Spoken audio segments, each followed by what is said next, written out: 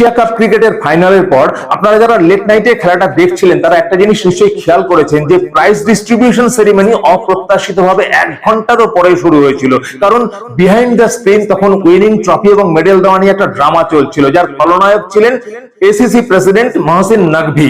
কোনো প্রয়োজন ছিল না।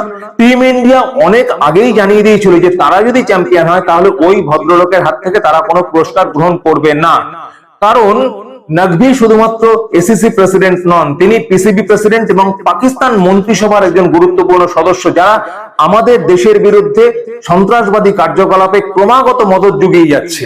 এরকম একজন মানুষের হাত থেকে আমার মনে হয় টিম ইন্ডিয়া পুরস্কার গ্রহণ না করে একদম সঠিক কাজ করেছে।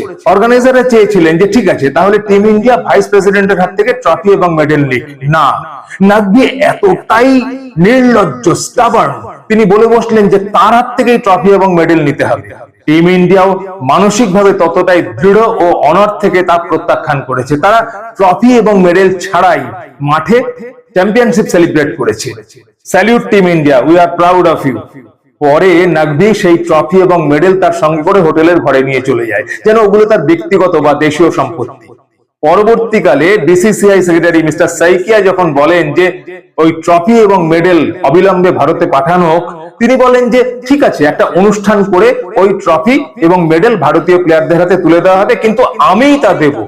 বুঝুন তার নির্লজ্জতার সীমা পরিসীমাটা একবার ভেবে দেখুন। বিসিবি প্রেসিডেন্ট মিস্টার বুলবুল অবশ্য বলেছেন যে ওই ট্রফি এবং মেডেল তারা ভারতে পাঠানোর ব্যবস্থা করছেন। তিনি বুঝেছিলেন যে বাংলাদেশ ক্রিকেটের উন্নতির জন্য ভারতকে পাশে দরকার। তিনি বাংলাদেশ ব্যাটিং বিভাগের জন্য গৌতম গম্ভীরের সঙ্গে আলোচনা করেন। গৌতম গম্ভীর তাকে সুপরামর্শ দিয়েছে। পাকিস্তানের ক্রিকেট প্রেমী মানুষ পাকিস্তানি প্লেয়ারদের বলছে ভারতের কাছ থেকে শেখো।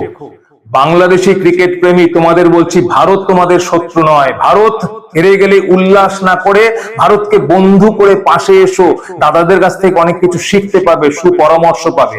আফগানিস্তানকে দেখো, ভারতকে বন্ধু করে তারা আজকে ক্রিকেটে কোথায় এগিয়ে গেছে। শ্রীলঙ্কা ভারতের হাত ধরে আজকে ওমেন্স ওয়ার্ল্ড কাপ অর্গানাইজ করছে। দাদা চিরকাল তার মর্যাদা ও সম্মান নিয়ে দাদাই থাকে। তাকে বিরক্ত করলে সাতের নামতা হয়ে যায় আতঙ্কের নাম তা। মে 7 অপারেশন সিঁদুরে কুপোকাত, সেপ্টেম্বর 7×14 নিধন শুরুর পদ্য, সুপার 4 3×21 আস্ফালনের ফানুস ফুস, ফাইনাল 4×28 পাকিস্তান ধপাস।